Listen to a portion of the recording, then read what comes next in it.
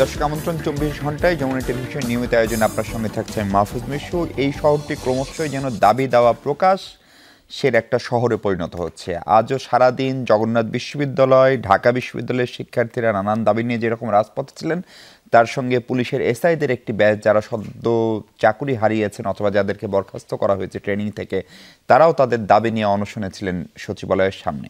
জগন্নাথের শিক্ষার্থীরা সরে গেলেও ঢাকা বিশ্ববিদ্যালয়ের শিক্ষার্থীদের ডাকসুর দাবিতে যে কর্মসূচি সেটি চলমান থাকবে।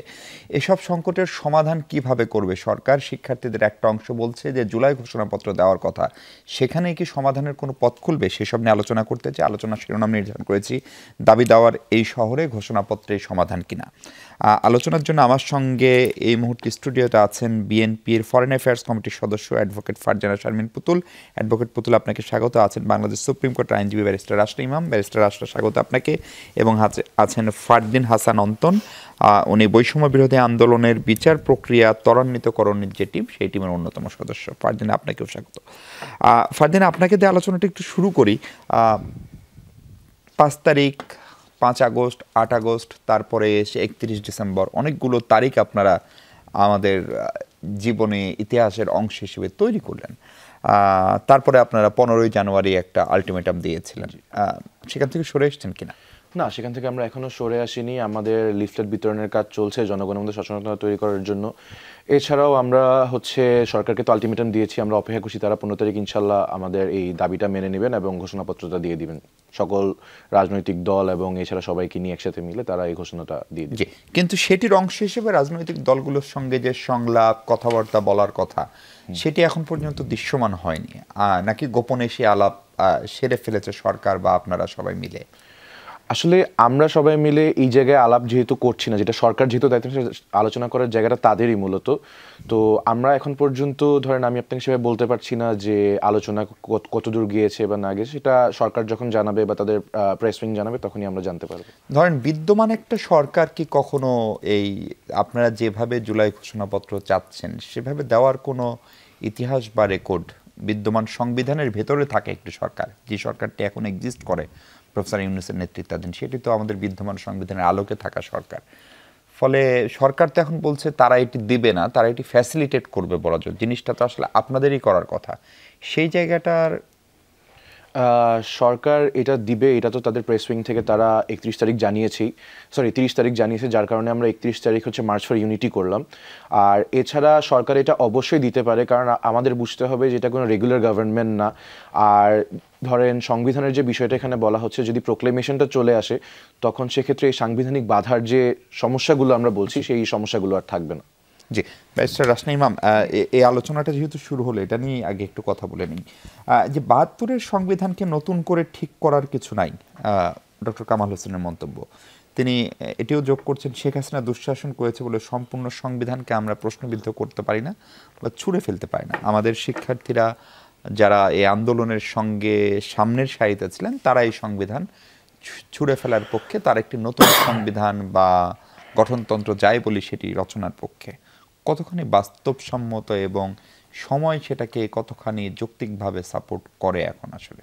জি জি, প্রথমে একটু ক্লিয়ার করতে চাচ্ছি, 72-এ যে সংবিধানটা ছিল আর আমাদের এখন যে সংবিধান, এই দুটো একই জিনিস নয়।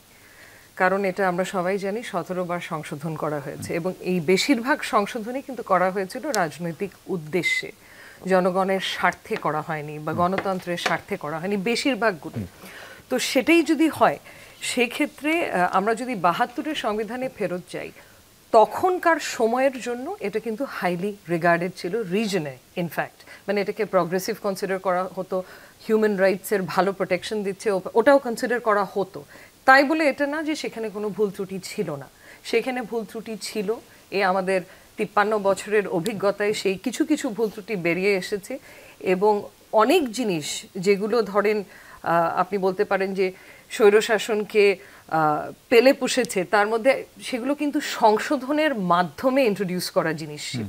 যেরকম তার মধ্যে একটা হচ্ছে তত্ত্বাবধায়ক সরকার ব্যবস্থা, যেটা আমরা তারপরে সুপ্রিম জুডিশিয়াল কাউন্সিলের থেকে নিয়ে গেল যখন ক্ষমতা 16th অ্যামেন্ডমেন্টের মাধ্যমে। তো সংবিধানের দিকে তাকাতে হবে, সংশোধন করতে হবে, কিন্তু পুরোপুরি পুনর্লেখন করার মতো আমি কোনো প্রয়োজনীয়তা এখানে বোধ করি না একেবারেই। সো এনা যে করতে হবে না, করতে হবে, কিন্তু এগেন এখানে এখন বলতে হবে যে আমরা কিভাবে করব। ওয়ে আউটটা কি? হ্যাঁ, এটা হচ্ছে কিভাবে করব, প্রথমত সেই ব্যাপারে একটা কনসেনসাস দরকার আছে। তারপর হচ্ছে কোন কোন জায়গায় আমরা সংবিধানকে হাত দেব সে ব্যাপারে কনসেনসাস দরকার আছে। এই দুটো কিন্তু কনসেনসাস ছাড়া করা যাবে না কোনো একটা অংশের দাবির ভিত্তিতে। তাহলে ফারদিনরা যে ঘোষণাপত্রের দাবি করছে, ধরেন একটা গণ অভ্যুত্থানই বলি, তার প্রায় 5 মাস পরে এসে সেটির একটা উদ্যোগ নেওয়া হলো ডিসেম্বরের 31 তারিখে, এবং এটি যখন এখান থেকে সরকার এবং বড় রাজনৈতিক দলগুলো মনে হচ্ছে এটাকে পুরোপুরি সমর্থন করছে না, বিএনপি প্রকাশ্যে সেটা বলছে, সরকার এখন একটু মনে হচ্ছে পিছুটান, তখন আবার চারিদিকে নানান অস্থিরতা। ধরেন আজকের অস্থিরতার কথা যদি বলি, জগন্নাথের অস্থিরতা, ডাকসু নিয়ে অস্থিরতা, পুলিশের একটা অংশ যারা ট্রেনিং থেকে যাদেরকে সরানো হয়েছে তাদের অস্থিরতা, ফলে এগুলো করে কি আবারও একটা জাতীয় মূলত করা হচ্ছে যেন এরকম জুলাই ঘোষণাপত্রের বিষয়ে সবাই একমত হতে পারে? সেজন্য জুলাই ঘোষণাপত্রটা আমার মতে প্রয়োজন, এবং আমার মতে হয়তো আরো আগে করা উচিত ছিল। কারণ আমরা যখন ধরেন পতনের পরপরই একটা কিন্তু ইউনিটি ছিল সবার মধ্যে, কিন্তু এই যে এতগুলো মাস বের হয়ে গেছে এখন কিন্তু অনেক ধরনের সন্দেহ, টেনশনস দেখা দিচ্ছে রাজনৈতিক দলগুলোর মধ্যে, ছাত্রদের মধ্যে, সরকারের সাথে। সো এখন একটা কনসেনসাস রিচ করা খুব ডিফিকাল্ট হবে, এটা সহজ হবে না। কিন্তু তাই বলে কনসেনসাস ছাড়া তো কোনো ঘোষণাপত্র করা যাবে না, এটা হচ্ছে আমার প্রথম বক্তব্য। দ্বিতীয়ত হচ্ছে এই যে ঘোষণাপত্র যেটা নিয়ে কথা বলা হচ্ছে, এটার স্কোপ, এটার কন্টেন্ট, এগুলো নিয়ে কিন্তু ঐক্যমতটা অত্যন্ত প্রয়োজনীয়। কারণ ঐক্যমত যদি না থাকে তাহলে কি হবে? তাহলে কিন্তু এটা সিগনিফিকেন্স হারাবে, এটা সিগনিফিকেন্স হারিয়ে যাবে, এটা ডিসক্রিমিনেটরি হবে, কারণ এটা এক্সক্লুশনারি হবে। দেখা যাবে অনেক দলকে বাদ দিয়ে, ইনক্লুসিভ হবে না। ইনক্লুসিভ হওয়াটা খুব প্রয়োজন, কারণ এই জুলাই গণ অভ্যুত্থানের কথাই বলি, এখানে স্টেক হোল্ডার্স তো ছাত্ররা, স্টেক হোল্ডার্স রাজনৈতিক দলগুলো, স্টেক হোল্ডার্স প্রফেশনাল বডিরা, মানে আইনাঙ্গন থেকেও কিন্তু অনেক বড় ভূমিকা রাখা হয়েছিল এই আন্দোলনে। তো সবার সাথে কিন্তু বসতে হবে এবং একটা ঐক্যমতের জায়গায় পৌঁছাতে হবে এই ঘোষণাপত্রের ক্ষেত্রে। তারপরে হচ্ছে গিয়ে সংবিধানকে কতদূর হাত দেব, সংবিধানকে কে হাত দেবে, অন্তর্বর্তীকালীন সরকারের এই এখতিয়ার নেই। জি, পরিষ্কার একদম। ফারজানা শারমিন পুতুল, আপনি তো আইনের মানুষ, আবার একটি দলকে ওন করেন, ফলে বিএনপির বক্তব্য এ পর্যন্ত পরিষ্কার, এবং ওই সময়ে প্রফেসর ইউনূসের সঙ্গেও মির্জা ফখরুল সাহেব দেখা করেছিলেন, এবং তারপরে আমরা এই অবস্থানটা সরকারকে একটু পিছু উঠতে দেখেছিলাম। প্রশ্ন হচ্ছে যে সংবিধান নিয়ে বৈষম্য বিরোধী ছাত্র আন্দোলনের বা জাতীয় নাগরিক কমিটির যে অবস্থান, সেটা নিয়ে বিএনপির বিরোধিতা মূলত কোন গ্রাউন্ডে? আপনাদের মৌলিক বিরোধিতার জায়গা কোনটি? এটি করলে আসলে কি সমস্যা হবে? ধন্যবাদ মিশু ভাই। প্রথম কথা হচ্ছে বিএনপির বিরোধিতা নেই। বিরোধিতাটা কেন থাকবে? আমরা সবাই মিলে চাচ্ছি একটি নতুন বাংলাদেশ গড়ার জন্য। 5ই আগস্টের পরে যে পরিস্থিতি বাংলাদেশে ছিল এবং 5ই আগস্টের আগে যেটা ছিল এবং পরে যে অবস্থা, আগের অবস্থা থেকে বেরিয়ে আসার জন্য আমরা প্রত্যেকটা সেক্টরই কাজ করছি। আপা যেটা বললেন যে স্টেক হোল্ডার্স তো সবাই ছিল সেখানে। একটা দীর্ঘ সময়ের আবর্জনা, একটা দীর্ঘ সময়ের অপারেশন, একটা দীর্ঘ সময়ের অন্যায় অবিচারের বিরুদ্ধে একটি মানে অগ্ন্যুৎপাতের মতো ঘটনা ঘটেছে 5ই আগস্ট, এবং আমরা সবাই মিলে প্রত্যেকের জায়গা থেকে চাচ্ছি যে বাংলাদেশকে এমন একটি জায়গায় নিয়ে যেতে যেন আবার কোনো 5ই আগস্ট না ঘটে বাংলাদেশে। সেই জায়গা থেকে প্রত্যেককে নিজস্ব মতামত দিচ্ছি আমরা। বিএনপির স্ট্যান্ডসটা কারো বিরুদ্ধে না, কারো বিপক্ষে না। বিএনপির স্ট্যান্ডসটা হচ্ছে যে এখন বাংলাদেশ যেখানে আছে, এখান থেকে বাংলাদেশকে উঠে দাঁড়ানোর জন্য 1, 2, 3, 4 করে গুনতে হলে কোন কাজটা একে করা উচিত, কোন কাজটা এক্স্যাক্টলি অগ্রাধিকার ভিত্তিতে কোন জায়গাটাতে হাত দিলে আমরা একটু একটু করে এগিয়ে যেতে পারবো। এটা বলার অপেক্ষা রাখে না যে 5-6 মাস পার হয়ে যাওয়ার পরে বর্তমান গভর্নমেন্টের ভিজিবল যে চেঞ্জেসগুলো দেখার কথা ছিল বাংলাদেশের জনগণের, সেটা তারা কিন্তু সেরকম করে দেখতে পাননি, অথবা যেই ছোট ছোট বেনিফিটগুলো পাওয়ার কথা ছিল বাংলাদেশের জনগণ, তারা কিন্তু সেই জায়গাটা পাননি। এখন এটা থেকে কিন্তু একটা আস্থার সংকট তৈরি হতে পারে, কিন্তু এখানে কিন্তু সব থেকে বড় সংকট, বর্তমান গভর্নমেন্ট যদি আস্থার সংকটে পড়েন সব থেকে বেশি ক্ষতিগ্রস্ত হবে দেশ।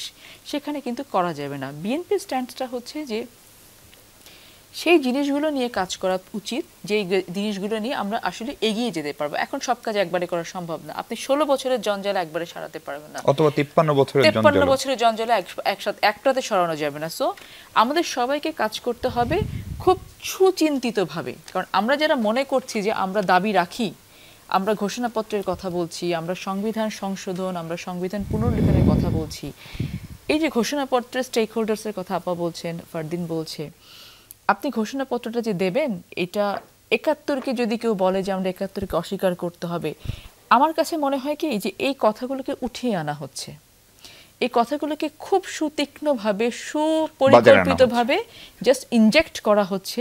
কারণ আমাদের যারা স্টুডেন্টরা, যারা বৈষম্য বিরোধী ছাত্র আন্দোলনের সামনে সারিতে ছিলেন, আমরা তাদেরকে নিয়ে গর্ববোধ করি। আমরা মনে করি যে এদের হাতে বর্তমান ভবিষ্যৎ বাংলাদেশ কিন্তু নিরাপদ। কিন্তু এই গ্রুপটাকে খুব সুপরিকল্পিতভাবে বিতর্কিত করার জন্য কিছু জিনিস বাজারে ছাড়া হচ্ছে। একদম পরিষ্কার। ফারদিন, এই ভয়টা অনেকেই পাচ্ছেন। ধরেন আপনাদের ডাকে দেশের সব মানুষ দল মত ভুলে একদম আওয়ামী লীগের চরম সুবিধাভোগী ছাড়া 5-6 এবং 6-7-8 দেশে কোনো সরকারও ছিল না। তখন এক রকমের ট্রাফিক নিয়ন্ত্রণ থেকে শুরু করে জননিরাপত্তা সব কিছুই আসলে আমাদের শিক্ষার্থীরাই করেছে। এখন গতকালকে বিএনপির একজন সিনিয়র নেতা বলছিলেন, এখন যেটা হচ্ছে সেটাকে তারা শিক্ষার্থীদের একাংশ বলতে বলেন, আমাকে বলছেন, যেটা শিক্ষার্থী বললে এখন, কারণ শিক্ষার্থী তো সবাই, ছাত্রদল যে ছেলেটি করে, ছাত্র ফ্রন্ট যে ছেলেটি করে, সেও তো শিক্ষার্থী। ফলে এখন এই আপনাদেরকে নিয়ে কেউ কেউ আপনাদেরকে ব্যবহার করার চেষ্টা করছে অথবা ভুল পথে পরিচালিত করছে, সেটা আপনারা মনে করেন কিনা? এখন প্রথম যে কথাটা, যে আমাদেরকে কেউ ভুল পথে পরিচালিত করার চেষ্টা করছে, I will highly oppose this. কারণ হচ্ছে আমাদেরকে কেউ পরিচালিত করছে না, আমরা নিজেরাই নিজেদের মতন পরিচালিত হচ্ছি প্রথমত। দ্বিতীয়ত যে বিষয়টা, সেটা হচ্ছে যখন 71-এর প্রশ্নটা আসছে, আমরা কিন্তু সবসময় আমাদের সংগঠন থেকে এটা ক্লিয়ার করে আছে যে আমরা 71 থেকে 24 একটা কন্টিনিউয়েশন হিসেবে দেখছি, আমরা কোনোভাবে 71কে বাদ দিচ্ছি না। ইভেন আপনার যদি আমাদের যে সংগঠনের ফেসবুক পেজটা আছে সেটার কাভার ফটোও দেখেন, ওখানে এক সাইডে 71 লেখা, এক সাইডে 24 লেখা, which means we are owning that very thing up. But এখানে যদি পরে আপলোড করা এই কভার ফটোটা, জি পরে আপলোড করা বলতে, এটা আমরা কিন্তু বিজয় দিবসের দিনও এটা আমরা মানে এভাবে মোমবাতি প্রজ্বলন করেছিলাম। এক্স্যাক্টলি। তো যখন 16 তারিখের কথা যদি আমি বলি, বিজয় দিবসের কথা, ডিসেম্বরের 16 তারিখ, তো তখন আমি খুব মানে খুশি মনে একটা ফেসবুকে এরকম স্ট্যাটাস লিখেছিলাম যে আমি কখনো বিজয় দিবস দেখিনি, কারণ আমার তখন জন্ম হয়নি। কিন্তু যখন আমি 5 তারিখ রাস্তা দিয়ে হেঁটে যাচ্ছিলাম, প্রত্যেকটা মানুষের হাস্যোজ্জ্বল চেহারা দেখছিলাম, আমার তখন মনে হচ্ছে যে এইরকমই হয়তো বিজয় দিবস ছিল আমাদের জন্য। তো এরকম অ্যাকিউজ করা আমাদেরকে যে আমরা কারো দ্বারা পরিচালিত হচ্ছি বা ভুল পথে যাচ্ছি, এইটা আমি মনে করি হাইলি রং হবে। Because we own every victory of Bangladesh, we own every history of Bangladesh. এখন সেকেন্ডলি যে বিষয়টা, সেটা হচ্ছে যে ছাত্রদের একাংশের যে বিষয়টা, এখানে আমি একটা কথা, আপনাদের ঐক্যটা কেন নষ্ট হলো? ধরেন আমরা বিভিন্ন ঘটনাক্রম দেখছি, বাংলা মোটরে, চট্টগ্রামে, মাসুদের উপরে। আচ্ছা আমি একটু শেষ করে নিতে এলে, হ্যাঁ। তো প্রথমত হচ্ছে যে ছাত্রদলের কথা যদি আমি এখানে বলি, বা হচ্ছে গিয়ে অন্যান্য সংগঠনের কথা বলি, আমি মূলত ছাত্রদলের যে আপনি প্রশ্নটা করলেন, যে ছাত্রদলকে এই মুহূর্তে যে মানুষগুলো আসলে রিপ্রেজেন্ট করছে, I am very sad to say this, but তারা কি আসলেই স্টুডেন্টদেরকে রিপ্রেজেন্ট করছে? কারণ আমি যখন আমার সংগঠনকে এখানে রিপ্রেজেন্ট করতে আসছি as a student, I am a running student of 3rd year in my university. But on the other hand, আমরা যাদের কথা বলছি, এমন মানুষও সেখানে এখন সংগঠনে আছে যারা যখন মানে ছাত্র হিসেবে জয়েন করলেন বা ইভেন গ্র্যাজুয়েট করলেন, তখন আমি প্রবাবলি মানে পিএসসি এক্সামটাও দেইনি। তো তাদেরকে আসলে রিপ্রেজেন্টেটিভ না মনে করে আমি বলতে পারি বিএনপির একটা অংশ এই কথাটা বলছে, বা তারা আমাদের সাথে নেই। I would frame it that way, মানে পার্সোনালি, আমার সংগঠনের বক্তব্য না, এটা আমার নিজের বক্তব্য, যে আমার মনে হয়। কিন্তু জুলাই আগস্টে যখন গণ অভ্যুত্থান ঘটে, তখন যারা নেতৃত্ব দিয়েছিলেন তারাও সবাইকে তখন ছাত্র ছিলেন? তারা সবাই তো অবশ্যই তখন ছাত্র ছিলেন না। আমি আপনাকে বলি, যখন আপনি বলছেন যে কি বলে জুলাইয়ের গণ অভ্যুত্থানের কথা, এটা গণ অভ্যুত্থান, ছাত্র জনতার গণ অভ্যুত্থান, অর্থাৎ এখানে সব শ্রেণী পেশার মানুষ ছিল। সমন্বয়ক বৈষম্য বিরোধী ছাত্র আন্দোলন, অধিকাংশই তো ছাত্র ছিলেন, এবং টপ নেতৃত্বদের মধ্যে হয়তো 1-2 জন ছিলেন যারা কয়েকদিন আগে পাশ করেছেন, অর্থাৎ 1 বছর 2 বছর, এর তো বেশি নয়। তো এইটা হচ্ছে একটা বিষয়। অ্যান্ড থার্ড যে ব্যাপারটা, যে আমরা অ্যাজ আ সংগঠন বিষয়টাকে কীভাবে দেখছি, আমরা মনে করছি এখনও বাংলাদেশের ছাত্র জনতা আমাদের পাশে আছে। কারণ আমরা কিছুদিন আগে যখন মার্চ ফর ইউনিটি করলাম, আপনারা দেখেছেন হয়তো যে বিভিন্ন জেলা থেকে মানুষ এসেছেন, সারা বাংলাদেশ থেকে মানুষ এসেছেন, তো তারা অবশ্যই আমাদের পাশে আছে। এখন হামলার বিষয়টা যদি আমরা বলি বা হচ্ছে যে হচ্ছে গিয়ে দ্বন্দ্বর যে বিষয়টা বলি, এখন একটা সংগঠন যখন দাঁড়ায় সেখানে কিছু দ্বন্দ্ব হয়তো তৈরি হয়, কিন্তু এমন আহামরি কোনো কিছু হয় না যেটাকে আমরা আসলে হামলা বলতে পারি। কারণ আপনার যে নিউজগুলো দেখেন সবখানে সর্বোচ্চ গেলে যে কথাটা বলা হয়েছে সেটা হচ্ছে হাতাহাতি, কিন্তু আমরা যেটা নিজেরা দেখেছি যে কিছু মৌখিক বাকবিতণ্ডা হয়েছে, এর চেয়ে বেশি কিছু নয়। যখন একটা সংগঠন বড় হয় তখন এটা খুব স্বাভাবিক। এখানে আমাদের যে আপা আছেন উনি বিএনপির এইটুকু অ্যাসিওর করতে পারবেন যে তারা যখন একটা কমিটি দেয় তখন দেখা যায় যে পল্টনে অন্তত 3টা ককটেল তো ফুটবেই, এরকম কিছু তো আমাদের বেলায় হচ্ছে না। তার মানে সংগঠন হিসেবে আপনারা বড় হয়েছেন 8 আগস্টের পরে, সেটি বলতে চাচ্ছেন। জি ব্যারিস্টার রাশনা ইমাম, এই পুরো এই আমাদের এই সংকটগুলো যখন চলছে, অভ্যন্তরীণ নানান সংকট রয়েছে, এই ধরেন অর্থনীতির সংকট রয়েছে, রাজনীতির সংকট রয়েছে, ঠিক সেই সময় আমাদের প্রতিবেশী দেশ ভারতের সঙ্গেও একটা নানান ধরনের চলমান সংকট রয়েছে। এবং আপনি আজকে দেখেছেন যে আজকে বাংলাদেশের যিনি ভারপ্রাপ্ত হাইকমিশনার, দিল্লিতে আমাদের হাইকমিশন নাই, তাকে তারা পাল্টা তলব করেছে। বাংলাদেশ সরকার এর আগে 2 দফায় প্রণয় ভার্মাকে তলব করেছে, এবং ভারত তলব করে যে বার্তাটা দেওয়ার চেষ্টা করেছে সেটা হচ্ছে তারা চাঁপাইনবাবগঞ্জ সীমান্তে যে কাঁটাতারের বেড়া নির্মাণ করছিলেন সেটি তারা দাবি করছে সেটি বিধিবদ্ধ, সেটি 2 দেশের যে প্রোটোকল তার সঙ্গে সঙ্গতিপূর্ণ, 2 দেশের সীমান্তরক্ষী বাহিনীর যে প্রোটোকল তার সঙ্গে সঙ্গতিপূর্ণ। আপনি আইনের মানুষ, যদি তাই হয় তাহলে ভারত সেই কাজটির উদ্যোগ নিয়ে আমাদের বিজিবির, আমাদের বর্ডার গার্ড বাংলাদেশের আপত্তির মুখে পিছু সরল কেন?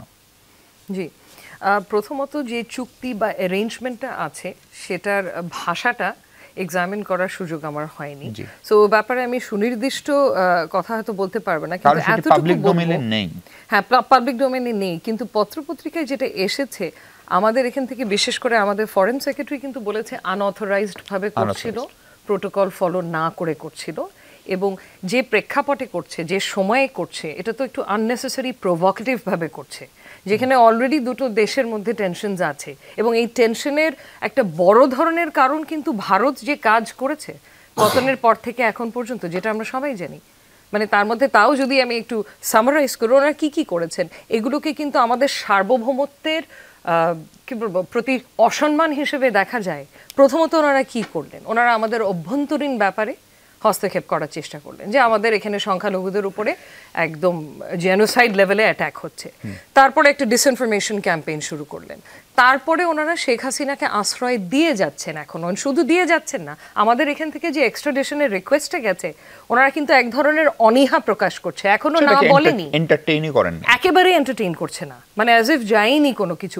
এবং হয়তো কিছু দূর আমি বুঝতে পারছি না যে ওনারা কি বুঝতে পারছে না যে এটার কিন্তু একটা বড় ধরনের প্রভাব আমাদের এই যে সাউথ এশিয়ার পাওয়ার ডাইনামিক্সের উপরে পড়বে। কারণ ওনারা যদি রিফিউজ করে এক্সট্রাডিশন, এবং রিফিউজ করার এখানে কোনো জাস্টিফিকেশনই হতে পারে না, কারণ এখানে এমন কি বলবো এক্সট্রাঅর্ডিনারি অ্যামাউন্ট অফ এভিডেন্স আছে যে crimes, war crimes have been committed, যে এখানে ওনারা কি ভিত্তিতে রিফিউজ করবেন।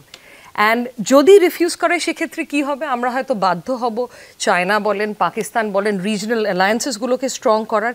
এই রিজনাল অ্যালায়েন্সেসগুলো যদি স্ট্রং করা হয়, এটা আপনি আমাকে বলেন ভারতের স্বার্থ কিভাবে এনশোর করে, ভারতের স্বার্থ কি? ওনারা তো আলটিমেটলি চায়নার সাথে কম্পিট করছে সুপার পাওয়ার হওয়ার জন্য। তার আগে তো ওনাদের অ্যাটলিস্ট রিজনাল হেজেমনটা এস্টাবলিশ করতে হবে। তো রিজনাল হেজেমন করতে হলে রিজনাল অ্যালাইস দরকার হয়। বাংলাদেশ এতদিন ভারতের অ্যালাই ছিল, শুধু অ্যালাই না, আমাদেরকে তো মানে গত সরকার পুরোপুরি অনেকভাবে কম্প্রোমাইজ করে দিয়েছিল, তাই না? তো এরকম অ্যালাই তো তারা আর পাবে না। আমাদেরকেও যদি খ্যাপায় তাহলে ওনাদের তো এটা হয়তো স্বপ্নই রয়ে যাবে যে রিজনাল হেজেমনি থেকে সুপার পাওয়ার। সো এটা বুঝতে কেন পারছে না? আর আমাদের যে কোনো দোষ নেই তা না, আমাদের অন্তর্বর্তীকালীন সরকারের একজন উপদেষ্টা ওই যে একটা ম্যাপ দিয়ে যে আনফর্চুনেট পোস্টটা করেছিল, এগুলোর তো এখন কোনো দরকার নেই। এখন তো আমাদের ডিপ্লোম্যাটিক টক্স দরকার। এই যে বর্ডারে যে টেনশন, বিএসএফ, বিজিবি লেভেলে, ডিজি লেভেলে কথাবার্তা দিয়ে এটা অনেক দূর হয়তো সমাধান করা যেতে পারে। এই ফরেন সেক্রেটারি যে আসলেন, কিছু দূর হলেও তো টেনশনটাকে একটু কমিয়েছে। সো আমাদের এগুলোতে ফোকাস করা উচিত, এরকম প্রোভোকেটিভ স্টেটমেন্টস পোস্ট না করে। এবং ভারতেরও তাদের অ্যাকচুয়ালি অ্যাক্টিভিটিসের দিকে তাকানো উচিত। মুখে তো ওনারা অনেক কিছু বলছেন, ওনাদের সেনাপ্রধানও অনেক কিছু বলেছেন যে মিলিটারি সম্পর্ক খুবই মধুর। কিন্তু আরেকটা জিনিস এখানে আমি বলবো, আমি যতগুলো পত্রপত্রিকায় চোখে পড়েছে যে মিলিটারি সম্পর্ক খুব মধুর, কিন্তু সম্পর্কের ব্যাপারে ভারত এবং বাংলাদেশের আমরা কথা বলবো নির্বাচিত সরকারের সাথে, না অথবা নির্বাচিত সরকার আসলে সম্পর্কটা স্বাভাবিক হবে। তার অর্থটা কি দাঁড়ায়? তার কিন্তু একটা ইমপ্লিকেশন আছে যে তার মানে কি এই সরকারের সাথে, হ্যাঁ মানে এই সরকারকে ওনারা স্বীকৃতি দিচ্ছেন না। সো এইসব ইস্যুস আছে। জি, আমার একটা বিরতিতে যেতে হবে। পুতুলাপা, আপনার কাছে যে প্রশ্ন, ধরেন বিএনপিরও স্পিরিট যেটা এখন, গতকালকে বলা হয়েছে তারা এ বছরের মধ্যেই নির্বাচন চান বিএনপি। আপনারা প্রথমে একটা রূপরেখা চাইলেন, প্রফেসর ইউনূস একটা রূপরেখা দিলেন, plan A by December 2025, plan B হচ্ছে জুন 2026। আপনারা তারপর থেকে বলছেন যে আপনারা এ বছরের ভিতরেই চান। ভারতের সেনাপ্রধানও বলছেন যে একটা নির্বাচন বা নির্বাচিত সরকার হলে এই সব টেনশনগুলো কমবে বা স্বাভাবিক হবে, কারণ সেনাপ্রধান বলছেন ভারতীয় যে আমাদের জেনারেল ওয়াকারের সঙ্গে তার নিয়মিত যোগাযোগ আছে এবং দুই দেশের সেনাবাহিনীর সম্পর্ক খুবই ভালো। ফলে যে প্রশ্নটি ব্যারিস্টার রাশিদ ইমাম তুললেন যে এই অন্তর্বর্তীকালীন সরকার নিয়ে তাহলে ভারতের আপত্তি, নির্বাচনের সমাধান, আপনারাও নির্বাচনের সমাধান দেখেন, কারণ নির্বাচন হলে আসলে আপনারাই ক্ষমতায় যাবেন। ফলে আমাদের দেশে যেহেতু ষড়যন্ত্র তত্ত্ব খুব আমাদের মাথায় কাজ করে, ফলে ভারতের সঙ্গে বিএনপির কোনো গোপনাতাত হলো কিনা সেই প্রশ্ন রেখে একটা বিরতিতে যাচ্ছি। দর্শক ফিরবে একটু পরে, আমাদের সঙ্গে থাকবেন নিশ্চয়ই। দর্শক স্বাগত আরেকবার 24 ঘন্টায়। বিএনপি নেতা অ্যাডভোকেট ফারজানা শারমিন পুতুল আছেন আমাদের সঙ্গে। ভারতীয় সেনা প্রধানের যে বক্তব্য, নির্বাচিত সরকার আসলে ঢাকা দিল্লি সম্পর্কের যে টানাপোড়েন সেটি স্বাভাবিক হয়ে যাবে, তার মানে উনি আসলে দ্রুততম নির্বাচনেরই একটা আর্জ ভারতের সেনা প্রধান পাবলিক প্লেসে সংবাদ সম্মেলন করে বললেন। আপনারাও প্রতিনিয়ত বলছেন, কোনো যোগসূত্র আছে? Very interesting question. এমন না যে ভারতের সেনা প্রধানের বক্তব্য শোনার পরে বিএনপি এটা বলছে। বিএনপি নির্বাচনের কথা শুরু থেকেই বলেছে, 6 আগস্ট থেকে বলছে, এবং 6 আগস্ট থেকে না, মানে 5 আগস্টের পরের ঘটনা বলছে। যে 3টে নির্বাচন হয়নি তখন থেকে বিএনপি বলছে যে নির্বাচন হতে হবে বাংলাদেশে, এবং ইটস আ মাস্ট, এটা সবারই চাওয়া। দ্রুত গতিতে নির্বাচন চাওয়াটা, এটা তার মানে এটা যে কালকেই হতে হবে। কালকেই যদি নির্বাচন হয় সেই নির্বাচনটা কিন্তু ক্রেডিবল, অ্যাকসেপ্টেবল, বিশ্বের যে মানদণ্ড আছে সেই মানদণ্ডের সাথে সামঞ্জস্যপূর্ণ হবে বলে আমি নিজেও মনে করি, এটা কেউই মনে করে না। কিন্তু নির্বাচন হতে হবে, এবং নির্বাচন হওয়ার জন্য যেই পরিমাণ রিফর্মগুলো প্রয়োজন আছে, যেই স্ট্রাকচারাইজেশনের প্রয়োজন আছে, যে জায়গাগুলো মেরামত করার প্রয়োজন আছে, সেটা করতে হবে, তারপর নির্বাচন দিতে হবে। এবং বিএনপি যেটা বলছেন যে বিএনপি আসলে রাষ্ট্রের দায়িত্ব পালন করতে চায়। সো রাষ্ট্রের দায়িত্ব পালন করার জন্য বিএনপি তার নিজের যে জায়গাটা তৈরি করা, সেটার জন্য তারা প্রতিনিয়ত কাজ করে যাচ্ছে। আমরা প্রতিনিয়ত কাজ করছি যে আমরা মানুষের কাছে গেলে মানুষজন আমাকে ভোটটা দেয়, তো সেটার জন্য যা করার জন্য মাঠ তৈরির কাজ আমরা করছি। কিন্তু সেনাপ্রধান যে কথাটা বলেছেন ইন্ডিয়ার, সেটার সাথে বিএনপি বলতেই পারেন তার একটা পার্সপেক্টিভ থেকে তিনি একটা আলোচনার প্রেক্ষিতে এটা কথা বলেছে, এটা তাদের একটা স্টেটমেন্ট হতেই পারে। বিএনপি যেটা ভবিষ্যতে করবে বৈদেশিক সম্পর্কের জায়গাটাতে, যে একজন মানুষকে দিয়ে পুরো দেশটাকে কিনে ফেলা গেছে, ইন্ডিয়া যেটা করতে পেরেছে, এই জায়গা থেকে বিএনপি সরে আসার জন্য যা যা করতে হয় তাই করবে। বিএনপি বৈদেশিক সম্পর্ক মেনটেন করবে, এটা সমানে সমানে। শেখ হাসিনাকে দিয়ে সেটা করানো গেছে যেটা ইন্ডিয়া চেয়েছে। ইন্ডিয়া কিন্তু ডিপ্লোমেসিতে জিতে গেছে। একটা দেশ চাইবে যে আমি যতটুকু বেনিফিটেড হতে পারি আমি কিন্তু, কিন্তু শেখ হাসিনা কিন্তু বাংলাদেশের জন্য সেটা করেনি, সে দিয়ে গেছে।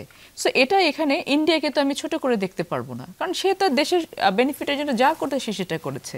কিন্তু বিএনপি স্ট্র্যাটেজিটা that will be totally different, আগেও ছিল, ভবিষ্যতে থাকবে, যে আমার তোমার সাথে সম্পর্ক হবে গিভ অ্যান্ড টেকের। তুমি যেটা দেবে আমার কাছ থেকে, তুমি নিতে চাইলে তোমাকে দিতে হবে। আপা ধরেন বেগম জিয়ার বিএনপি অন্তত 91 থেকে 96, 2001 থেকে 6 2 দফা ক্ষমতায় ছিল, 2001 থেকে 6, হ্যাঁ। এবং এই 2 দফা ক্ষমতার সময় ভারত আমাদের প্রতিবেশী ছিল, ফলে ভারত জানে যে আসলে বিএনপির কূটনীতি, তার রাষ্ট্র পরিচালনাতে কি হবে। আপনারা এখন যেটা বলছেন সেটাও বলছে। তারপরেও ভারত যখন নির্বাচিত সরকারের কথাই বলে, তখন আসলে মনে হয় যে এই অন্তর্বর্তীকালীন সরকার বা প্রফেসর ইউনূসের সরকার অথবা ফারদিনদের আন্দোলন, সেটা নিয়ে যে তাদের এক ধরনের অ্যালার্জি আছে, সেটা বোধ করি খুব স্পষ্ট। সেটা তো তাদের এই, এবং তার বিপরীতে তারা আপনাদেরকে নিয়ে যখন খানিকটা কমফোর্ট জোন প্রকাশ করে, সেইটা অনেক প্রশ্নের জন্ম দেয় কিনা। এই প্রশ্ন আপনি করতেই পারেন, কিন্তু সেনাপ্রধানের একটা বক্তব্যেতে ভারত বিএনপিকে নিয়ে একটা কমফোর্ট জোনে চলে গেছে সেভাবে আমি আসলে মনে করি না। বাট আমরা চাই যে প্রত্যেকটা প্রতিবেশী রাষ্ট্র যারা আছে তারা একটা কমফোর্ট জোনে থাকুক, তাহলে একটা দেশের জন্য কিন্তু উপকার হবে। কারণ আমি আজকে ভারত বাংলাদেশের সাথে যে কাজগুলো করে যাচ্ছে, এই কাজগুলোকে আমি দীর্ঘ 15-16 বছর ধরে অ্যালাউ করেছি, এই জায়গাতে আমাকে চেক অ্যান্ড ব্যালেন্স আনতে হবে। কিন্তু তার মানে এইটা না যে আমি ভারতকে এমন কিছু দিয়ে দেব যার কারণে আবার যা ঘটেছে 5 তারিখের আগ থেকে আবার সেটা ঘটা শুরু করবে। সো কমফোর্ট জোন দেওয়াটা কোন জায়গাটাতে? তোমার সাথে আমার বাণিজ্যিক সম্পর্ক থাকবে, তোমার সাথে আমার রাজনৈতিক সম্পর্ক থাকবে, তোমার সাথে আমার কূটনৈতিক সম্পর্ক থাকবে, তোমার সাথে আমার নিরাপত্তার সম্পর্ক থাকবে, বাট আমি বাংলাদেশে আরেকটা শেখ হাসিনা তৈরি করতে দেব না যে তোমাকে বাংলাদেশ বিক্রি করে তোমার কাছে দিয়ে দেবে। একদম পরিষ্কার। ব্যারিস্টার রাশিদুল ইমাম, যে ইস্যুগুলো নিয়ে আন্দোলন হচ্ছে, ধরেন জগন্নাথের আন্দোলনের কথাটি যদি আপনি ভাবেন যে তাদের যে দ্বিতীয় ক্যাম্পাস সেটি তৈরি করা হচ্ছে, সেই কাজটিতে সেনাবাহিনীকে সম্পৃক্ত করতে হবে অথবা সেনাবাহিনীকে কাজটি দিতে হবে, এটি হচ্ছে মূলত মৌলিক দাবি। সরকার বুধবারে আমরা যতদূর জেনেছি যে আর্ম ফোর্সেস ডিভিশন, বিশ্ববিদ্যালয় প্রশাসন এবং বিশ্ববিদ্যালয় মঞ্জুরি কমিশনে একটা সভা হবে, সেটি সম্ভবত তাদেরকেও জানানো, তার পরিপ্রেক্ষিতে বুধবার পর্যন্ত তারা স্থগিত করেছে। ফলে বিশ্ববিদ্যালয়ের কাজ বা ভবন কে নির্মাণ করবে সেটি আসলে কে ঠিক করার কথা, আর কে ঠিক করছে? জি, ইন্টারেস্টিং। আসলে যেটা হয়েছে না, এই যে এত দাবি যে আমরা দেখছি লেফট, রাইট এন্ড সেন্টার, এটা কিছু দূর হচ্ছে যে ফ্রিডম অফ এক্সপ্রেশন বলতে কিছু ছিলই না গত 15 বছর। সো 15 বছর ধরে মানুষের দাবি যে প্রকাশও করবে সে করার ক্ষমতাটাও ছিল না। সো কিছু দূর যে এটা হবে এটা এক্সপেক্টেড। সো এটা আমার কাছে খুব একটা সারপ্রাইজিং লাগছে না, কিন্তু এটা অবভিয়াসলি একটা লেভেলে তো কন্ট্রোল করতে হবে, এবং আমার মতে কন্ট্রোল করার জন্য আইডিয়াল হচ্ছে নির্বাচিত সরকার। অন্তর্বর্তীকালীন সরকার বা অন্তর্বর্তীকালীন সরকারের কম্পোজিশনের যদি দিকে আপনি তাকান, তারা কিন্তু এখন পর্যন্ত law and order situation completely control করতে পারেননি।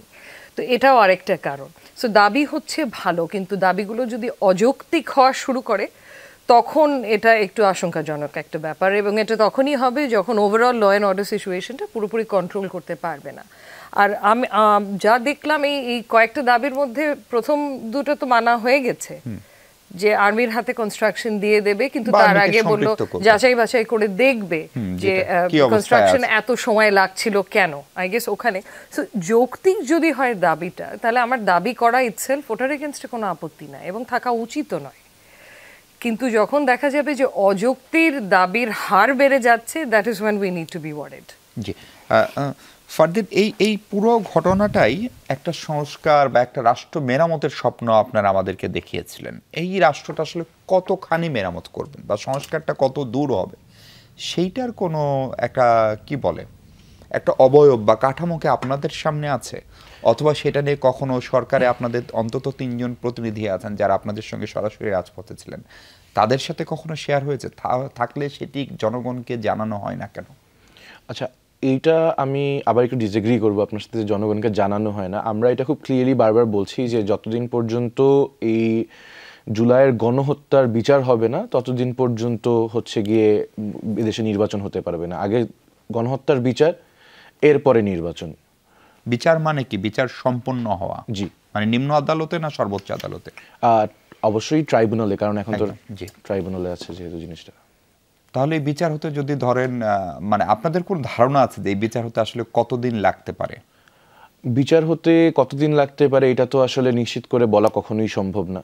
যতদিন লাগবে ততদিন পর্যন্ত আমাদের অপেক্ষা করতে হবে, কারণ আমাদের এটা নিশ্চিত করে যেতে হবে যে যাদের কারণে আজকে আমরা এই রাষ্ট্রটা নতুন করে পেলাম, তারা যাতে বিচারটা পায়, যাতে তাদের পরিবার অন্তত এইটুক বলতে পারে যে তাদের ছেলে মানে জাস্ট পানিতে পড়ে যায়নি, এবং যাতে আজ থেকে কয়েক বছর পরে এরকম সিচুয়েশন আমাদের ফেস না করতে হয় যেখানে হচ্ছে গিয়ে বলা হবে যে তারা তো আসলে জাস্ট একটা গন্ডগোলের মধ্যে মারা গেছে, এরকম জঘন্য কথাবার্তা যাতে আমাদের না শুনতে হয়। এবং এই কারণে আমি মনে করি বিচার হওয়াটা গুরুত্বপূর্ণ, সংস্কার হওয়াটা গুরুত্বপূর্ণ। আমরা দেখেছি যে এর আগেও দেশে বিভিন্ন সময় গণ অভ্যুত্থান হয়েছে। যদি আমরা 75-এর বিপ্লব বলে সেনা ও গণ অভ্যুত্থানটা যদি আমরা দেখি, সেখানে আমরা দেখবো যে যারা সেই গণ অভ্যুত্থানের সাথে জড়িত ছিল তাদের সবাইকে শেখ হাসিনা হত্যা করেছে। সো কল্ড বিচারিক 15 আগস্টের ঘটনাকে গণ অভ্যুত্থান বলছেন? জি, তা তো অবশ্যই গণ অভ্যুত্থান, কারণ সে সময় 15 আগস্টে সেনাবাহিনী গিয়ে একজন সাবেক রাষ্ট্রপতিকে হত্যা করলো, সেটি গণ অভ্যুত্থান? আপনার আবার মানুষের আবার আবার লাখ লাখ মানুষ ধরেন ২০২৪ সালের ৫ আগস্ট রাস্তায় নামলো, সেটাও গণঅভ্যুত্থান। দুটার চরিত্র কি একই? দুইটার চরিত্র অবশ্যই একই না, দুইটার গুরুত্ব অবশ্যই একই না, কিন্তু আপনাদেরকে বুঝতে হবে যে যখন আমরা এটা বলছি যে ওইটা গণঅভ্যুত্থান, এটা বড় একটা কারণ আছে। কারণ আমি কিছু বলেছি সেনা ও গণঅভ্যুত্থান। প্রথমত সেনাবাহিনীর কিছু সদস্য যে তাকে হত্যা করলো, এরপরে যেটা হলো যে তারা হচ্ছে দেশের যে জনগণ তারা উৎফুল্ল হয়ে নিজ আগ্রহে তারা রাস্তায় নেমে পড়লো আনন্দে। আমরা এরকম অনেক গল্প শুনি, এর সত্যতা আমি জানি না, যে ইনু সাহেব নাকি ট্যাঙ্কের উপরে উঠে সেদিন নেচেছিলেন। এটা সত্যতা আমি জানি না, বাট এটা আমরা শুনেছি, পড়েছি বিভিন্ন জায়গায়। তো জনগণের সম্পৃক্ততা সেখানে ছিল, তাদের আনন্দ ছিল, তো সেটাকে আমি গণ অভ্যুত্থান বলতে রাজি। কারণ সেনাবাহিনী যে কাউকে হত্যা করে ফেললো আর মানুষ এটা মেনে নিল, তা তো কখনোই সম্ভব না। আচ্ছা, তাহলে আপনার কেন মনে হচ্ছে যে ধরেন বিচারটা যদি এখন শুরু হয় এবং যদি একটা নির্বাচনও হয়, কারণ অনেক আসামি, অনেক অপরাধ, অনেক মামলা, তদন্ত এবং বিচার মানে তো আসলে আপনার নিশ্চয়ই ন্যায় বিচারের কথাই বলছি, মানে তাড়াহুড়া করে কোনো একটা বিচার বা মানহীন বিচার নিশ্চয়ই না, বা ক্যামেরা ট্রায়ালও নিশ্চয়ই না। তাহলে সেটি নির্বাচিত সরকার আসলে কেন করবে না? ধরেন আপনারা যে আন্দোলনটা করছেন, ফারজানা শারমিন পুতুলরা সেই আন্দোলনটা তো সেই 2009 সাল থেকেই করছেন, ফলে সাধারণ ধারণা হচ্ছে যে আমাদের বড় দলগুলোরই কেউ একজন ক্ষমতায় আসা, তাহলে তারাও তো সেই বিচারটা করার কথা, সেই ভরসাটা পাচ্ছেন না কেন? কেন বিচার প্রফেসর ইউনূসের সরকারকেই শেষ করে যেতে হবে? আচ্ছা, সেই প্রশ্নে যদি আসলে যাই, সেক্ষেত্রে I will leak back in the past. আমরা দেখেছি যে শহীদ জিয়ার বিচারটাও বিএনপি আজ অবধি নিশ্চিত করতে পারেনি, বা সালাউদ্দিন কাদের চৌধুরীর মতন একজন মানুষকে যখন শেখ হাসিনা হত্যা করলো বিচারিক প্রক্রিয়ায়, সেই বিচার সেটাও তারা নিশ্চিত করতে পারেনি, যে একটা সুষ্ঠু বিচারের মাধ্যমে তাকে তার মর্যাদাটা দেওয়া। যারা নিজেদের লোকদেরকে ওন করতে পারেনি, তারা আমাদেরকে কিভাবে ওন করবে, বা এই লোকগুলো কিভাবে বিচারিক প্রক্রিয়া তারা ওন করে নিবে, সেটাই আমার প্রশ্ন। জি, সেই প্রশ্ন পুতুল আপা আপনার কাছে রেখে আমরা আবার একটা বিরতিতে যাই। দর্শক একটু পরে ফিরছি, আমাদের সঙ্গে থাকবেন নিশ্চয়ই। দর্শক স্বাগত একবার, আমরা কথা বলছি, আমাদের সঙ্গে অ্যাডভোকেট ফারজানা শারমিন পুতুল আছেন। আপা, আপনি যদি ফারদিনের কথাগুলো শুনে থাকেন, তার একটা বড় ইয়ে হচ্ছে যে বিচারটা শেষ করার পরে নির্বাচন। তার মানে প্রফেসর ইউনূস যেটি বলেছে যে 2025-এর ডিসেম্বর বা 26-এর জুনের ভিতরে যদি বিচার শেষ নয়, তারা সেই নির্বাচনের বিপক্ষে, কারণ নির্বাচনের পরে এই বিচার হবে কিনা সেটি নিয়ে প্রকাশ্যে তাদের সন্দেহ আছে, এবং সেই সন্দেহের সাপেক্ষে তারা বিএনপির প্রতিষ্ঠাতা জেনারেল জিয়াউর রহমানের হত্যার বিচারের উদাহরণ টেনেছেন, এবং সেটি সত্য। কিভাবে খণ্ডন করবেন? কিছু রং পারসেপশন তো আছে। বিচার এবং নির্বাচন এটা কোনোটা পরিপূরক না। হ্যাঁ, সো একটা বিচার কার্য শুরু থেকে শেষ হতে, Fardin is also student of law, আমি যেটুকু শুনলাম, তো ও হয়তো সময়ের সাথে বুঝতে পারবে যে একটা বিচার প্রক্রিয়া শুরু থেকে শেষ পর্যন্ত ইটস আ লেন্দি প্রসেস। হ্যাঁ, একটা তো আশঙ্কা থাকতেই পারে, বিচারহীনতার যে সংস্কৃতি বাংলাদেশে বিগত বছরগুলোতে ছিল, সেখান থেকে আমাদের সবার মনেই কিন্তু এই আশঙ্কাটা জাগতে পারে যে আদৌ কি কোনো বিচার হবে কিনা। But which is practical right now, আমরা তো এটা বলতে পারি না। যে গণহত্যা চালিয়েছে 5 তারিখে, ফারদিন বলছিল যে আমি ওই ঘটনাটাকে গণ অভ্যুত্থান বলতে চাই না। গণ অভ্যুত্থানের একটা ডেফিনেশন আছে, বিপ্লবের একটা ডেফিনেশন আছে। আমি বলতে চাইলাম বলেই কিন্তু আমি সবকিছু বলতে পারবো না। আরেকটা যেটা মনে রাখতে হবে ফারদিনকে বা সবাইকে, আমাদেরকে, যে বর্তমান সরকার যাই করুক না কেন, যে কোনো পার্লামেন্টের কিন্তু ক্ষমতা থাকবে সেগুলোকে নালিফাই করে ফেলার। সো প্রয়োজনটা কি? প্রয়োজনটা হচ্ছে সদিচ্ছা, পলিটিক্যাল গুডউইল, যে আমি কি করতে চাই, আমি দেশটাকে ভালো করতে চাই কিনা। সেই জায়গাটাতে কেন আমরা ধরেই নিচ্ছি যে বিএনপি রাষ্ট্র ক্ষমতা পাবেন, রাষ্ট্র দায়িত্ব পালন করবে। বিএনপি কিন্তু দ্ব্যর্থহীন কণ্ঠে বারবার করে বলছে, ভারপ্রাপ্ত চেয়ারম্যান কিন্তু সেদিনও বলেছেন যে আমরা যদি সংখ্যাগরিষ্ঠতা পাইও, আমরা যদি রাষ্ট্র পরিচালনার দায়িত্ব পাইও, আমরা কিন্তু জাতীয় সরকার গঠন করব তাদেরকে নিয়ে যারা এই গণ অভ্যুত্থানের পেছনে নিজেদেরকে বিলিয়ে দিয়েছিলেন। কারণ এককভাবে কিন্তু কোনো কিছু ঘটেনি। সো আমাদেরকে যে জিনিসটা মনে রাখতে হবে, বিচার আমরা সবাই চাই। 5 তারিখ, 4 তারিখ, 3 তারিখে যে গণহত্যা হয়েছে, 2000 মানুষ মারা গেছে, আমরা কিন্তু ভুলে যাচ্ছি যে গত 17 বছরে কত হাজার প্রাণ গেছে। সো এই প্রত্যেকটার বিচার আমরা চাই। আমি নিজে ডিবি পেটানোর মামলার 1 নম্বর আসামি, যে ঘটনা ঘটেইনি সেখানে আমি 1 নম্বর আসামি, আমাকে প্রত্যেক মাসে গিয়ে কিন্তু হাজিরা দিয়ে আসতে হয়। আমি তো বিচার চাই। সো বিচার যে শুধু একজন চায় সেটা না, প্রতিটা ঘরে ঘরে মানুষ বিচার চায়। সে বিচার আমাদেরকে নিশ্চিত করতে হবে, এই কারণে যে আমরা যারা রাজনীতি করি আমাদেরকে কেউ রাজনীতি করতে কিন্তু বাধ্য করেনি, আমরা রাজনীতি করতে চাই বলে করি। এবং যারা প্রকৃত রাজনীতিবিদ তারা কিন্তু চাচ্ছে যে বাংলাদেশে একটা রাজনৈতিক পরিবর্তন আসুক, রাজনৈতিক সংস্কারের পরিবর্তন আসুক, মনস্তাত্ত্বিক জায়গা থেকে পরিবর্তন আসুক। এবং সেটা কিন্তু আমাদের যে স্টেটমেন্টসগুলো আসছে 5 তারিখের পর থেকে, আগে থেকে, সব কিছু মিলিয়ে কিন্তু মানুষের কাছে অনেকখানি স্পষ্ট যে আসলে আমরা ভবিষ্যৎ বাংলাদেশটাকে নিয়ে কি চিন্তা করছি। এবং বিচারের নিশ্চয়তাটা কিন্তু আমরা চাই সবার আগে। জি, আপনারা চান এবং আপনারা সেটি ক্ষমতায় গেলে করবেন। রাশিদ ইমাম, এই বিচারের সঙ্গে বিচার না হওয়া পর্যন্ত নির্বাচন, জাতীয় নির্বাচনের কথা বলছি, বা ফারদিনও সেটাই মিন করেছে, করা যাবে না, এই দাবিটা আসলে কতখানি বাস্তবসম্মত নাকি এটি আবেগের? জি, এটা বাস্তবসম্মত না। কারণ হচ্ছে, মেইন কারণটা হচ্ছে যে আইসিটি ট্রায়ালসগুলো হতে যাচ্ছে, এটা কিন্তু তড়িঘড়ি করলে একেবারে সেটা ন্যায় বিচার হবে না। কারণ আমরা দেখেছি গত রেজিমে যে আইসিটি ট্রায়ালসগুলো হয়েছিল এগুলো পুরোপুরি প্রশ্নবিদ্ধ ছিল, মানে ইন্টারন্যাশনালিও সবাই জানে যে তারপরেও কমপক্ষে 2.5 বছর লেগেছিল, তারপরেও কমপক্ষে 2.5 বছর। আর ওখানে তাদের উদ্দেশ্যটাই ছিল যত দ্রুত বিচার শেষ করে কনভিক্ট করে ফাঁসিতে ঝুলিয়ে দিই। আমাদের এখানে তো উদ্দেশ্যটা তা নয়, অ্যাটলিস্ট তা হওয়া উচিত না। তো সেক্ষেত্রে তারপরে আমাদের দেখতে হবে, এখন the world is watching, Bharat তাকিয়ে আছে আমাদের দিকে, ভারতে ইন্ধন যোগানোর জন্য একজন বসে আছে অলরেডি এসব ব্যাপারে। সো খুব কেয়ারফুল হতে হবে আমাদের যে আমরা এই আইসিটি ট্রায়ালসগুলো কীভাবে কন্ডাক্ট করি। আর কেয়ারফুল যদি আমরা হই তাহলে আমাদের সময় লাগবে, দ্রুত এই বিচারগুলো করা যাবে না। কারণ অনেস্টলি এই তো 2-1 দিন হলো যে সংরক্ষণ করা এভিডেন্স শুরু হয়েছে।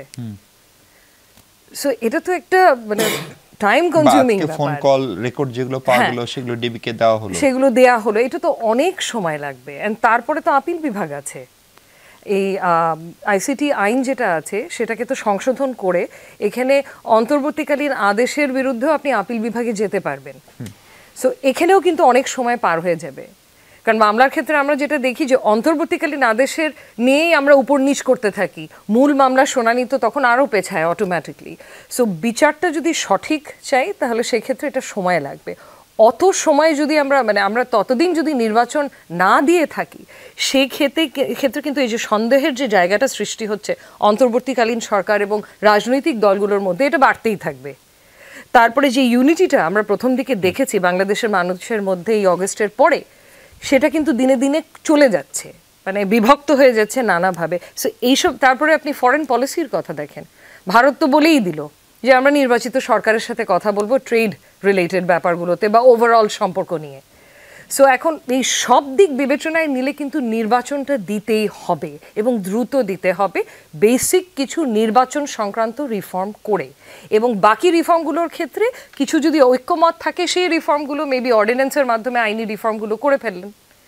কিন্তু যেগুলোতে কোনো ঐক্যমত নাই, বা এই যে বিচার ব্যবস্থার বিচারটা মানে সম্পূর্ণ কমপ্লিট হওয়ার আগ পর্যন্ত অপেক্ষা করা, এটা একেবারেই রিয়েলিস্টিক হবে না, অনেক ধরনের সমস্যা হবে। এবং দ্রুত বিচার করলে কি সমস্যাটা হবে, এটা পুরোপুরি প্রশ্নবিদ্ধ হবে। আপনি মনে করেন দ্রুততম সময়ে একটা ন্যূনতম সংস্কার করে নির্বাচনের পথে যাওয়া উচিত? জি, অ্যাবসলিউটলি। আর বিচার কন্টিনিউ করবে। জি, অবভিয়াসলি। ফারদিন, আপনি তখনও আরো কিছু জিনিস বলতে চাচ্ছিলেন বিরতিতে যাওয়ার আগে, সেটি যদি বলেন। সেই সঙ্গে 2 জন আইনজীবী, আপনি নিজেও আইনের শিক্ষার্থী, তারাও আইনের শিক্ষার্থী, ফলে তাদের যে বক্তব্য সেটিকে আপনি কিভাবে ডিফেন্ড করবেন? আচ্ছা, প্রথমত আমি যে জায়গায় যাব, যে আমাদেরকে এখানে আপু বলছেন যে আমরা তারা জাতীয় সরকার দিবে যদি ক্ষমতায় তারা আসে, এবং তারা আমাদের কিছু প্রতিনিধিও তারা সেখানে নিবে, বা এই ব্যাপারগুলো যদি আপনারা নির্বাচনে যেতে পারেন। হ্যাঁ, কথাটা যদি আসলে আমি একটু ফারফেস ভাবেই বলি, এটা কি কিছুটা বাকশালের মতন শোনায় না যে আমি সবাইকে সরকারে নিয়ে চলে আসব? কারণ আপনার তো বিরোধী দল থাকতে হবে। আপনি যদি সবাইকে সরকারে নিয়ে আসেন তাহলে হাউ ডাজ দ্য বিরোধী দল ফাংশন? আপনারা বলতেছেন যে আপনারা আপনারা এখন যে জাতীয় ঐক্যের কথা বলেন, সবাইকে এক টোনে কথা বলতে হবে, সেটিও কি তাহলে সেরকম কিছু? এইটা একটা গণ অভ্যুত্থান পরবর্তী সময়, এই সময়টার জন্য আমাদের কিছু ন্যূনতম যে মানে ঐক্যমত থাকা উচিত, সেটা প্রয়োজন। যে আমি মনে করি যেখানে আমরা যে 3 জনই বসে আছি, আমরা সবাই মনে করি যে Hasina is a criminal and she is a murderer, she is a mass killer, right? তো এই বিষয়টা নিয়ে তো আমাদের মধ্যে কোনো দ্বিমত থাকতে হবে না, কিন্তু অবশ্যই আদর্শগত জায়গায় বিভিন্ন জায়গায় আমাদের দ্বিমত থাকতেই পারে। এখন দ্বিতীয় যে জাতীয় সরকারের বিষয়টা গেল, এরপরে সব বিচারের যে বিষয়টা, যে একদম 2009 সাল থেকে শুরু করে এখন পর্যন্ত যতগুলো হত্যাকাণ্ড হয়েছে, যতগুলো জুলুম হয়েছে, সেগুলোর বিচারের কথা বলা হচ্ছে।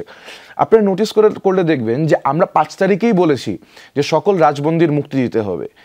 আজকে বিএনপির ভারপ্রাপ্ত চেয়ারম্যান তারেক রহমান সে চাইলেই দেশে আসতে পারেন, তার জন্য সে রাস্তা খুলে গেছে। সেটা কেন হয়েছে? কারণ আমরা তার জন্য সুবিচার নিশ্চিত করার বন্দোবস্ত করেছি।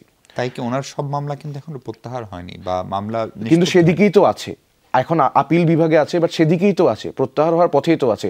যদি সেটা সেই পথে না থাকতো তাহলে তো নিশ্চয়ই আমাদের সেনাপ্রধান তাকে দাওয়াত দিতেন না, তাই না? একজন ক্রিমিনালকে তো সে নিশ্চয়ই দাওয়াত দিতে পারেন না। বা আমরা যদি বেগম খালেদা জিয়ার কথাই বলি, এতদিনের তার যে কষ্ট, তার হাতটা যদি আপনি দেখেন, তার হাতটা এভাবে বাঁকা হয়ে থাকে যখন সে যায়। আমরা একটা ভিডিও দেখেছিলাম যে জনাব তারেক রহমান তাকে জড়িয়ে ধরছেন, সেখানে তার হাতটা উঠাতে পারছেন না, তার ছেলেকে তিনি জড়িয়ে ধরতে পারছেন না। আমরা সে বেগম খালেদা জিয়াকে মুক্ত করতে পেরেছি।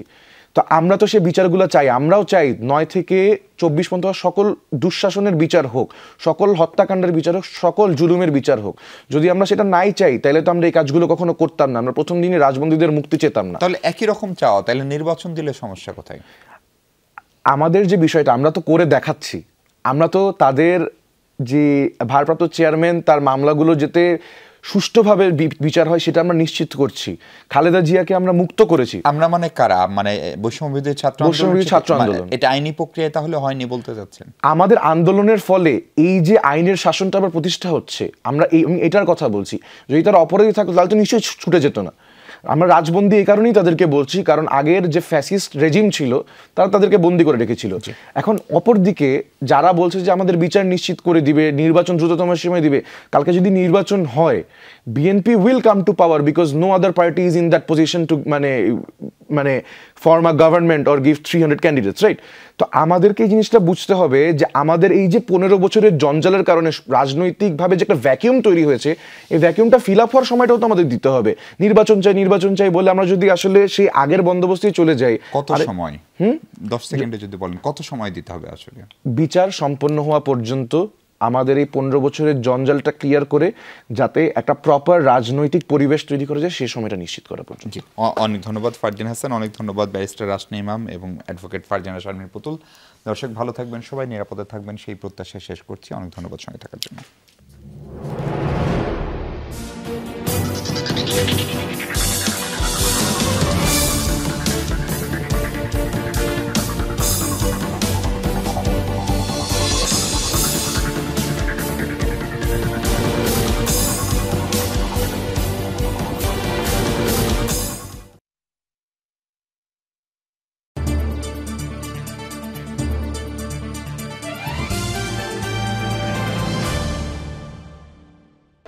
ডেঙ্গুতে আতঙ্ক নয়, চাই সচেতনতা।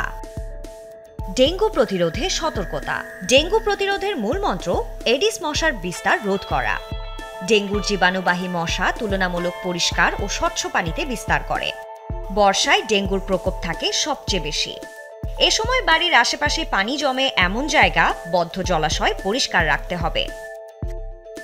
ফ্রিজ ও এসির পানি যেন জমে না থাকে সেদিকে খেয়াল রাখুন।